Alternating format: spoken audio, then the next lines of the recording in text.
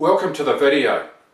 Over the next 40 minutes I'm going to give you some great tips and advice on how to protect that reputation I'm sure you've built up over a long period of time, and how to deal with the media in difficult situations. And then when I've done that, I'm going to give you a few options to carry on your training if you decide you want to.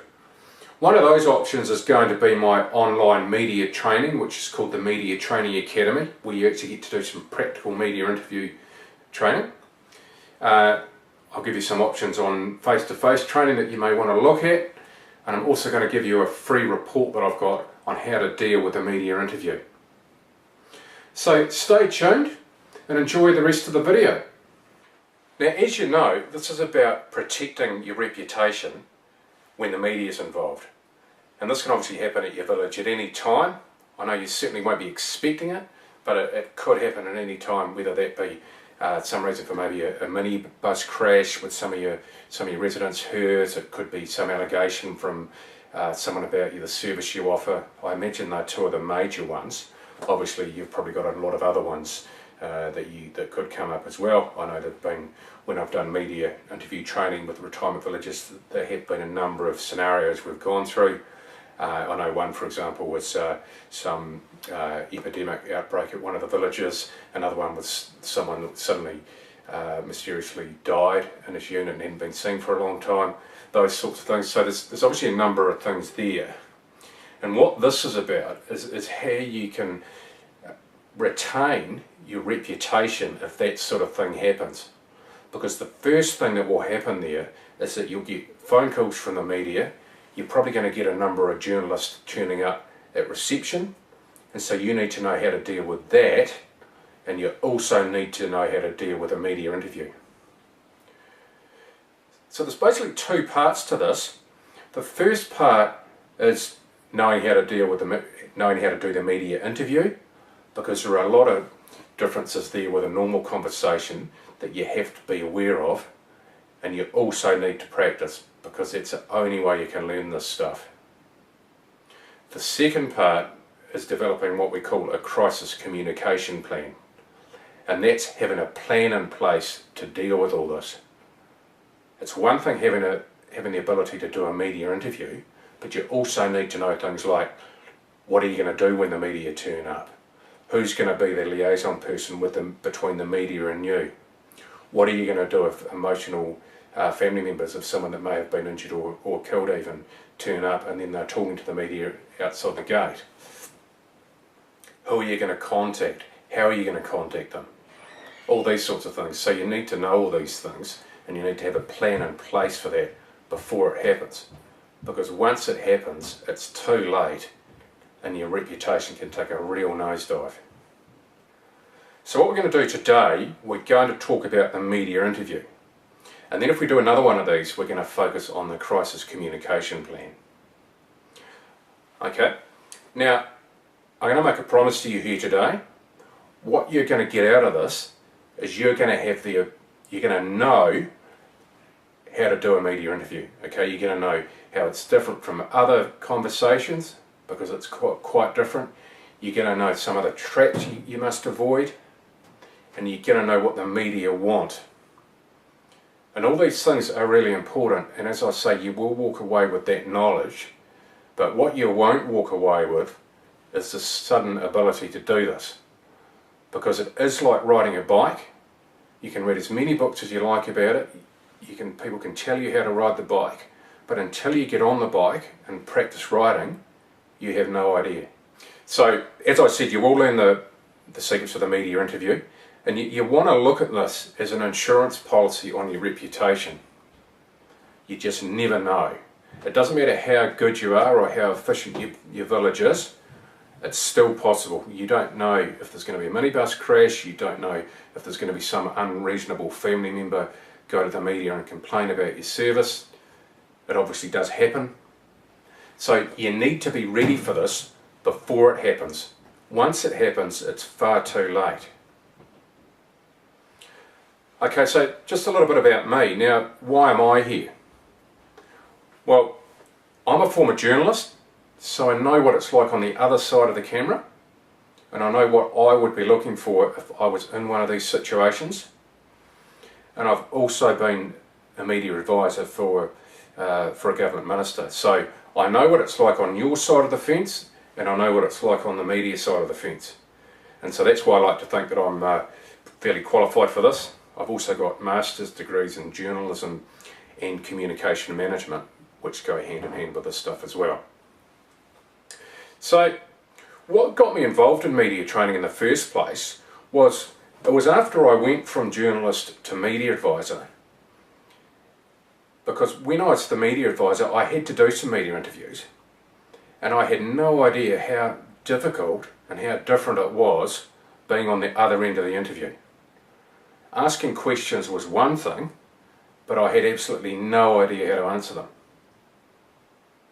And I saw so many people, just watching the media, I could see so many people struggle with this, and I realised how scared people were of it.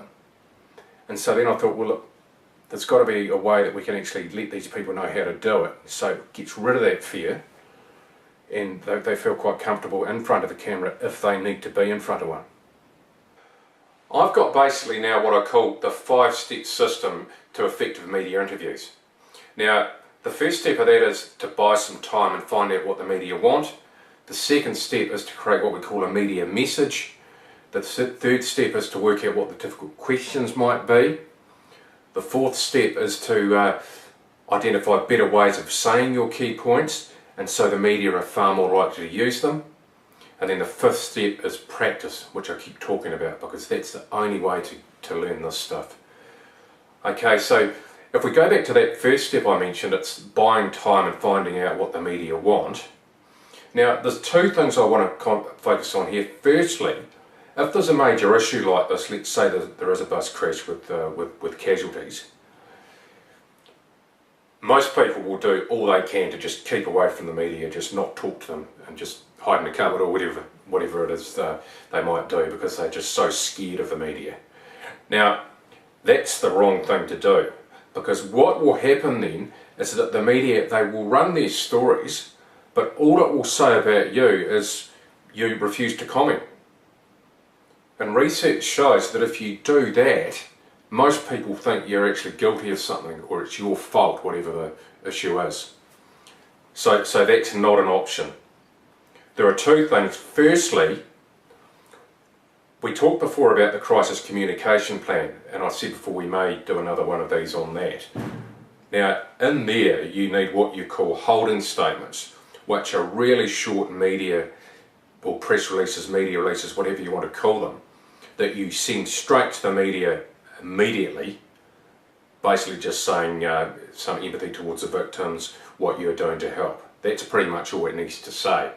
But the reason you need to do that is that you need to let all your stakeholders know, whether that be family members and a number of other people, probably your board obviously, all these sorts of groups. They'll need to know what's happening and what you know about it. And the other thing is the news media, because they will write these stories whether you're in them or not. And so you need to do that. And that will get you to an hour or two, and then you will definitely need to do a media interview.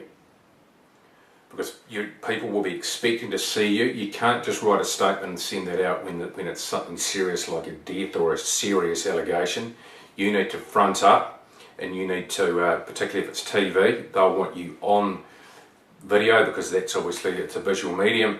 Radio will want to talk to you, and print obviously not quite so much, because they only want the words that you're going to be saying. So basically you need to have some sort of press conference, but we're not talking about that today. What we're talking today is how to prepare for the media interview. So the first thing we need to do there is create what we call a media message. And that's the three most important points you want to get across in this media interview. And you need to be able to sum those 3 points up in 25 seconds or less. This keeps getting shorter and shorter as far as, even 5 years ago, a lot of media trainers like me were telling their clients that the media message should be about 60 seconds. Well, it's so much less now.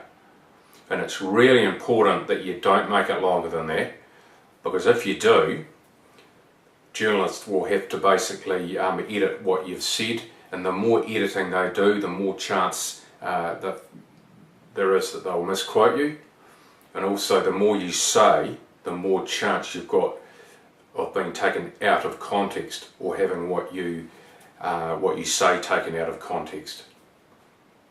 Now, I've just got a little example here of a media message John Key gave at the beginning of an interview. It just gives you a bit of an idea about what I'm talking about. So we're just going to watch this, and then I'll come back to you.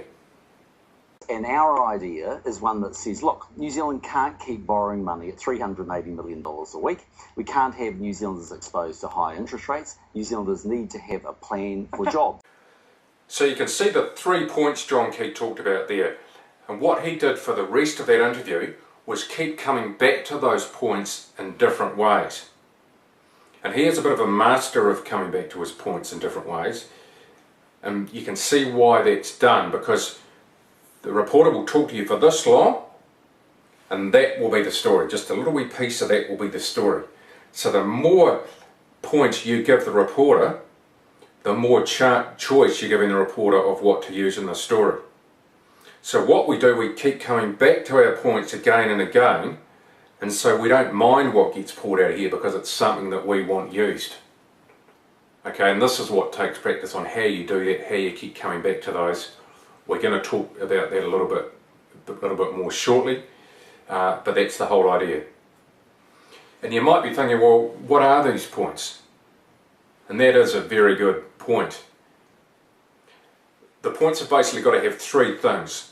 Firstly, they've got to be as clear as possible. We don't want any big words here. Short words are by far the best. Just think of all the classic communicators that you can think of in world politics, for example. Winston Churchill apparently needed a good reason not to be using words of more than 2 syllables. You've got, look at Bill Clinton, classic communicator, JFK, they all used the most basic language you can think of. Martin Luther King's another one. So you use the most basic language. The points have to be interesting. Remember, the reporter's only going to be interested in points that will interest his or her audience. And the third one we've already talked about is brevity. It's got to be as brief as possible. And when I said 25 seconds per for your 3-point message, that means 8 seconds per point. Now there is one little system I often use when there's a victim or a perceived victim, as there probably would be in any of these situations I've mentioned that you guys could possibly be involved in. This is what I call the 3R system, meaning all the 3 points begin with an R, and the first one is regret. And that can just be some sort of empathy statement like, you know, our hearts go out to the family of the victim or something along those lines. The next R can be response. What's your response? So what are you actually doing to help the situation? Okay, that's really important. And the third one, it's not always possible, and it's not always necessarily the perfect one to use, and that's reassurance. Some sort of reassurance statement that, you know, that this won't happen again, you'll do all you can to stop this happening again, something like that. So you can see how those 3 points, if you keep managing to come back to those in different ways throughout the interview, any of those are going to be you're going to be quite happy if they get into the story. You're still going to have to answer the questions the reporter throws at you, but what you're going to do, you're going to use what we call bridging statements, and you hear politicians using these all the time. These are things like, the real point here is, or what I think your listeners really need to know today is, and you use them to bridge back to your point. For example, someone might say to you, okay, so whose fault is this? And you might say, well, I can't answer that at the moment, that'll be part of the investigation. But what I really would like to say today is our hearts go out to the family of the victim, or again, one of your points. So that's how you keep coming back to them. Okay, so you can see how this is quite difficult to master, because not only do you have to think about answering the question, you also have to think, how am I going to get back to one of my points? And that's where practice makes perfect. Okay, so the next thing that I talked about was determining what the difficult questions might be. Now, this is something that you can take hours or days trying to work out what the tough questions are going to be. You're never going to know 100% for certain, but what you can do, you can use an old system that you've probably heard of that is pretty much taught in every journalism school in the world, and that's to ask these 6 questions, and that's where, when, why, what, who, and how. Just about every question a reporter asks you will start with one of those words. So you can just go through all the possible questions that might start with those words, and you'll find the difficult ones. And then what you need to do there is just come up with some brief answers to what they might be, and then of course you'll be bridging back to your key points.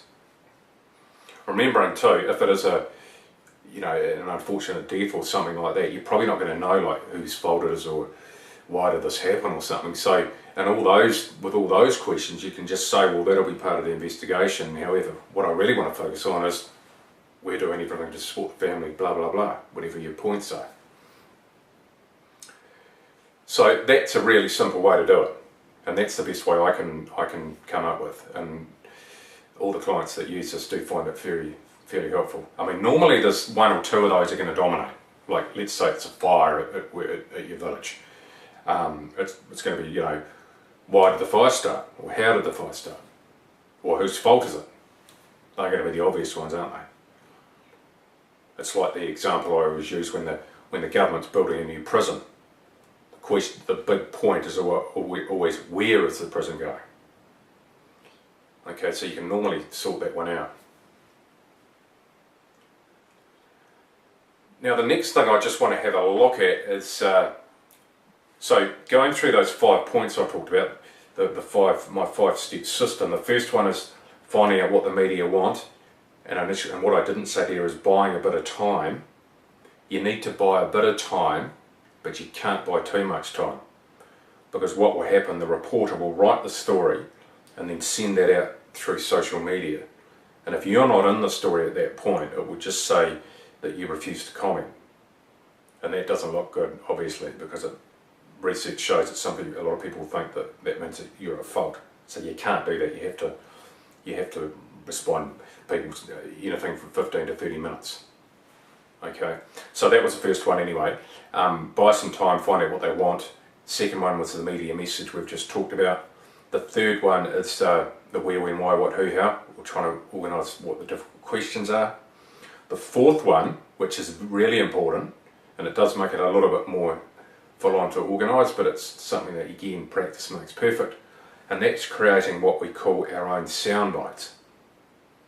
Now, when you watch a TV news story, for example, it's a reporter paraphrasing the story, and then they'll cut to like about a 7-second clip of someone talking verbatim. For example, if it's a political story about the National Party, they'll transfer to John Key, and he'll be doing a 7-second little soundbite, and then they'll move on to the paraphrasing from the reporter again. On radio, you just hear these, and in the newspapers, the direct quotes between the speech marks. So the reporters need these for their stories. And so what we want to do, we want to dress up our points, those 3 points we talked about before, the 3 R's. We want to dress those up in different ways that make them more attractive for the media to use. And then what happens, you see the media use those points that are more sexy, as I say. So they get a more interesting story, and we get our points across. So that's the key here, because the best way to do this is to basically create what we call a win-win situation. The best result is that the journalist gets a good story, but you get your points across at the same time. And the best way to do that is to dress the points up in really interesting ways. Now, you're probably wondering what those ways are, and we haven't got all day to go through those. But I'll just tell you a couple of the things that the media do look for. Okay, rhetorical questions are a really good way of making a point. Like, for example, before when we said that first point, when I said the response point, if it was a minibus crash, could have been our hearts go out to the family of the victim. Well, you could change that into a rhetorical question and say, wouldn't any family be devastated if they lost a loved one? You can see again you're making the same regret statement, but you're using a rhetorical question to do it. And that's just a bit more interesting for the reporter to use in the story. Breaks the story up a bit more. Okay, another one is emotion. If you can use emotion, just using words like, you know, it was the happiest day of my life, we were, you know, absolutely devastated, it was so disappointing. Those sorts of words, journalists love that, because journalists can't use emotion themselves, but they can certainly quote you using emotion. So they're just two little elements that you can use. And so basically how this would work is that you would bridge back to a key point, and then at another time in the interview you'll bridge back to a soundbite that reflects that key point. You see, and so you don't sound like the broken record that a lot of people are concerned about. And you're doing the journalist a favour because you're giving them a really interesting soundbite or quote to use. Okay, so that's basically it in a nutshell. I've just got another example here I just want to show you too, of someone that uses in fact this is emotion and the rhetorical question all in one. Now this is he's the head of the police association, and the issue here he was being interviewed about was, should police be able to carry guns? Okay, and the point he was trying to make was police should be able to carry guns. Okay, that was the point. But as you know, I mean, that's okay, but it's not overly exciting. It's not bringing the story dramatically to life or anything. So this is the part of the interview that got used. Not good enough, says the union. We at the association have watched 9 of our colleagues shot over the last 2 years. We do ask, if that's not enough, what is the threshold? So how much more exciting was that? Basically saying, how many more of us have to die before you give us a gun? I mean, that was far more interesting than just saying we need to be able to carry guns, wasn't it? So that's what you do. You dress your points up in really exciting ways. And like I said, we haven't got time to go through all these elements at the moment, but they are in the online course and all the training I do. So that's a possibility for you if you do want to carry on with that. So what I'm going to do now is just show you a little bit about this online course. Welcome to the Media Training Academy. I'm Pete Burden, developer and presenter. So what is the Media Training Academy? Well, in a nutshell, it's online media training with a difference. Not only do the videos show you how to master media interviews, but you're asked to put your new skills to the test in our inbuilt media interview scenarios. Mastering media interviews is just like riding a bike. So while you need to know what to do, you'll never get better unless you practice. So any media training you do has to have a practical element to it. I'm now going to show you through exactly how it works. We're now inside the Media Training Academy. This is the page you come to once you've signed up. There are 2 parts to the Media Training Academy. First there's the videos, and then there's the exercises I set at the end of the videos. So we'll just go through what the topics are first. So after the introduction, we've got body language, because that's very important in all media interviews, not just TV. Then we look at media messages, which is how we structure what we want to say. Then we've got sound bites, which is how we're going to dress those points up in different ways to make them more attractive for the media to use. We've got answering questions, which is how to deal with tough questions and how to make sure that our points get across so they're used in the media stories and are remembered by the audience. We've got the different interview formats, for example, how you approach a TV interview slightly differently from a print interview.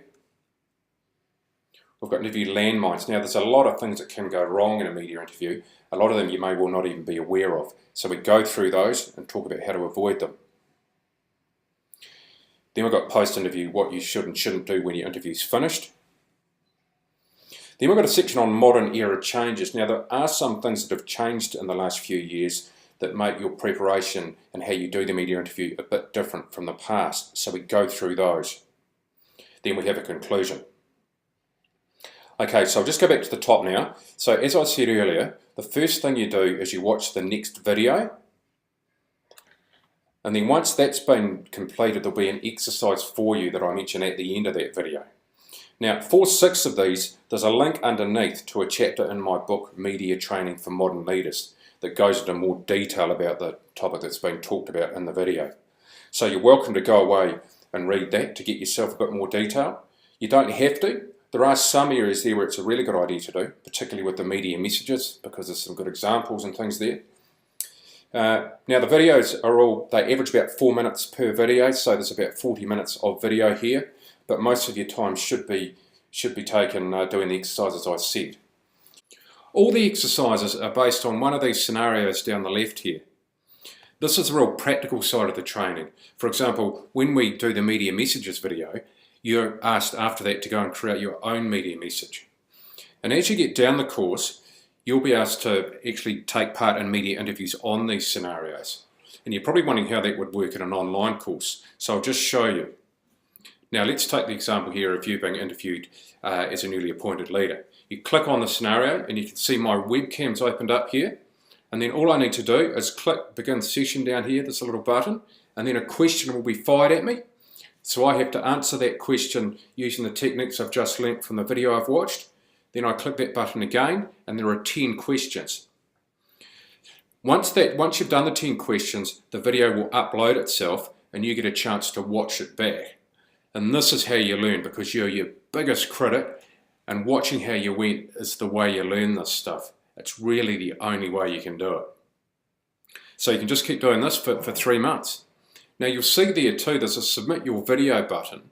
What you can do there, you can submit that video to me, there is a small cost in it, and then I will give you a video critique of that. You don't need to do that, but it's there if you want to. So that's pretty much it in a nutshell. To find out the pricing options available, just click on the sign up button. So if you really want to put your mind at rest that you'll be able to deal with that media scrutiny if it ever comes your way, and let's face it, we never really know when or if that will happen, or you just want to grow your media skills, or it might be one of the reasons I mentioned in the text below. Sign up and I'll see you on the other side. So that's the Media Training Academy, the online course I've been talking about. Now, I'm going to make you that offer shortly about it, but just before I do that, I just want to show you a clip of a couple of your compatriots that have done my full day workshop media training.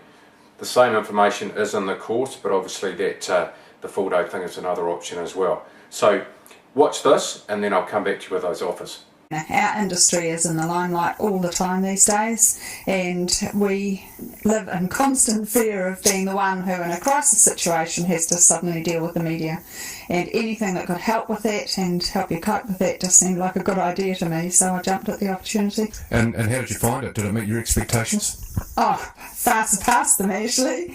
It was great. Okay, great. So what benefits did you get from the media training day? Well, as a manager, you're always weighing up the cost-benefit of going on all these training courses that come across your table. I have to say, I think that this was great to go to. What specific situations do you think this would be beneficial for? Well, I think in all our situations as managers, we always fear to suddenly see a whole barrage of TV cameras and reporters standing on your back doorstep wanting to know about an issue that's controversially happened in your organisation. So developing strategies to how to deal with that, and then going to present yourself to those media, I think were some of the real strengths and benefits of the course. And the skills aren't only for the media, it's across the board. You can stand up and speak in public and have the skills to do that a bit better, and all sorts of things. So it's really transferable what you learn on that day. It's just great. So that's what those people thought of the training anyway. And so basically you've got 3 options really. You could either do the Media Training Academy, and I'm going to tell you what that offer is shortly. You could do the face-to-face training that Robin and Graham did in the video you've just seen. Or you could just carry on and just use this video and basically do no more. Now, obviously I'm going to say that you really do need to know this stuff, because like I said, while you may not need it, if you do need it, and you don't have the skills, you can get into all sorts of trouble. It's like a classic quote I always use from Warren Buffett. He says it takes 20 years to build up a reputation and 5 minutes to destroy it. So what my work's all about is actually preparing you for the possibility. It's like an insurance policy on your reputation. It's no different from a fire drill. You need to be ready for a fire in case there is one, even though you may not have one. So basically those offers now anyway, the Media Training Academy, which you've just seen, now that's normally $595 for 3 months. But what I'm going to do today, and this is going to go on till the end of Friday, is offer you that for $395. So you've got basically a third of the price off, or $200 off. So that's one thing you can look at. My media interview training, day training that you've seen those two Village Robin and Graham talk about, that's a full day training specifically for retirement village owners or managers. Now that normally sells for $850, but again, by the end of up until the end of Friday, I'm going to do that for $695. So anyone that is interested in those two things, just email me, pete@mediatrainingnz.co.nz. That's going to come up on your screen shortly. And the same thing to get my free report, the 5 steps to pain-free media interviews, you need to just email me at that address that's about to come up and I'll send that to you. Now the other thing too is I'm now available too until the end of Friday again for you to just email me any questions you've got and I'll answer them. So they're your options. And look, you know, as I said before, I think it's a really good idea that you do this, because the people that do this training are always so glad they have, and they feel so much more confident that they'll be able to deal with the media if they need to. And they also find it beneficial in so many other areas of their business as well. Just being so direct and being able to break messages down to their core and all these sorts of things that are becoming really important in any conversation these days. So anyway, I'll leave it up to you. And I'm about to finish, but you'll see the details of those offers I've just given you, plus my email address down below. So take those down and feel free to email me with any questions you've got, or if you want to sign up for one of those options.